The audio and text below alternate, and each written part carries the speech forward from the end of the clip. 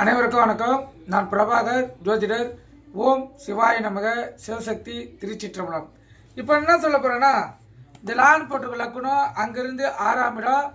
அந்த 6ஆம் இடத்தில் கிரகங்கள் இல்லாமல் இருப்பது சிறப்பு.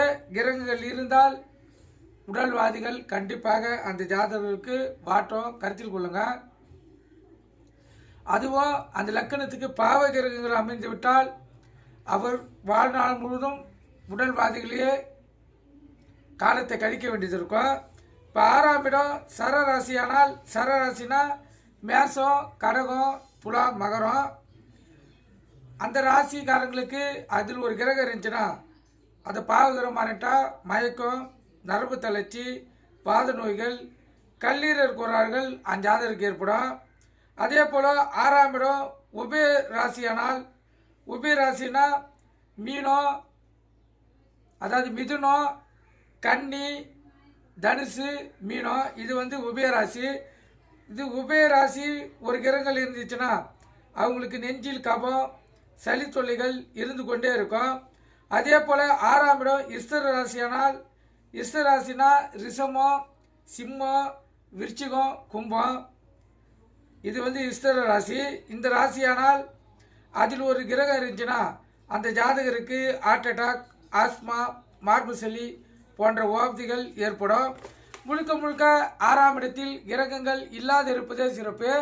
கிரகங்கள் இருந்தால் அவங்களுக்கு பிரச்சனைகள் தொடர்ந்து கொண்டே இருக்கும். வாழ்நாள் முழுவதும் அவங்க மருந்து மாத்திரை எடுத்துக்கொள்ளக்கூடிய சூழ்நிலையை அந்த 6ஆம் இடம் ஏற்படுத்தும். கருத்தில் கொள்ளுங்க. ஒரு ஜாதகரை அவர் நல்லவரா கெட்டவரா என்பதை மிகவும் துல்லியமாக காட்டக்கூடியது இந்த 6ஆம் இடம் தான். அது ஆணாக இருந்தாலும் பெண்ணாக இருந்தாலும் இந்த 6ஆம் இடமோ லக்னமோ லக்னாதிபதியும், 6ஆம் இடம் லக்னம் லக்னாதிபதி, இவங்க கூட ராகு. 6ஆம் இடம் லக்னம் ராகு, 6ஆம் இடம் லக்னாதிபதி ராகு. இவங்க 3 பேரும் தொடர்பு ஏற்பட்டுட்டா அது ஆணாக இருந்தாலும் பெண்ணாக இருந்தாலும் அவங்களுடைய நடத்தை சரி இருக்காது. கருத்தில் கொள்ளுங்க.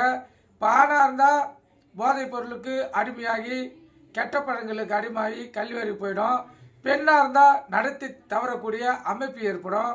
கருத்தில் கொள்ளுங்க. இது 100% பொருந்தக்கூடிய அமைப்பு. இந்த 6ஆம் இடமும் ராகம் லக்னம் லக்னாதிபதி எக்காரத்து கொண்டும் ஒரு ஜாதகத்தை தொடர்பு பெறக்கூடாது. தொடர்பு பெற்றால் அந்த ஜாதகருடைய வாழ்க்கை பிரச்சனையே சீர்கெட்டு இருக்கும். கருத்தில் கொண்டு பயன்பெறுக. நன்றி, வணக்கம். வாழ்க வளமுடன்.